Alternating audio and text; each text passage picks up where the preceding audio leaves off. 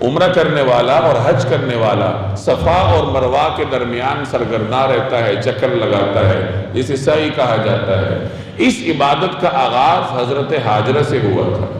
آپ جانتے ہیں کہ ابراہیم علیہ السلام نے اللہ کے حکم پر اپنی اہلیہ حضرت ہاجر اور اپنے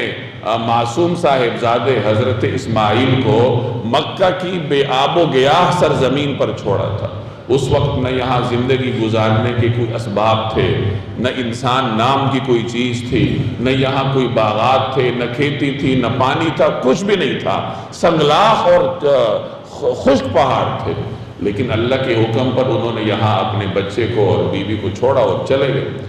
اس کے بعد جب بچے کو پانی کی طلب محسوس ہوئی تو حضرت ہاجرہ ان دو پہاڑوں کے درمیان چکر کاٹتی رہی، پہاڑ کے اوپر جاتی تھیں کہ شاید کوئی نظر آ جائے، پھر بچہ نظر سے اوجھل ہوتا تھا، پھر واپس آتی تھی۔ تو اللہ کو ان کی یہ ادا اس قدر پسند آئی کہ اللہ تبارک و تعالی نے اس کو حج اور عمرے کا حصہ بنا دی۔ تو اما ہاجرہ سے یہ عمل شروع ہوا ہے۔ اب اس میں سبق کی بات یہ ہے کہ انہوں نے یہ پہاڑ کے جو چکر کاٹے تھے یہ اپنی فطری تقاضے کے تحت کاٹے تھے۔ بچہ، ہر ماں کو اپنے بچے سے محبت ہوتی ہے، بچے کے لیے پانی کی تلاش میں اور بچے کو آنکھوں کے سامنے رکھنے کے لیے وہ ان پہاڑوں کے درمیان اس طریقے سے چکر کاٹتی رہی۔ تو چکر انہوں نے اپنی فطری ضرورت کے تحت کاٹے تھے، لیکن چونکہ یہاں وہ اللہ کے حکم کی وجہ سے مقیم تھی، گویا کہ اللہ کے راستے میں تھی،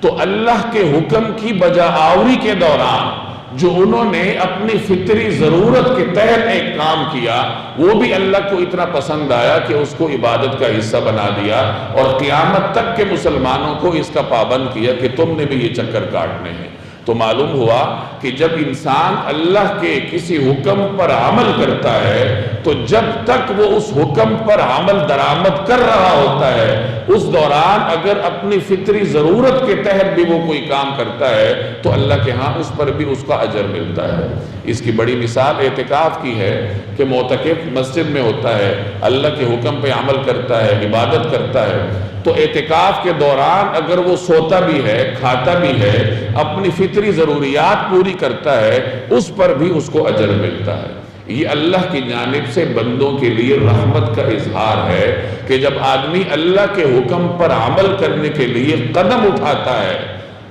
نیت کرتا ہے، آگے بڑھتا ہے تو اللہ کے ہاں اس کی اتنی قدردانی ہوتی ہے کہ اس دوران وہ جو کچھ کرتا ہے اپنی فطری ضروریات کے لیے، اپنی نفسانی ضروریات کے لیے، اللہ کے ہاں اس پر بھی اس کو اجر ملتا ہے۔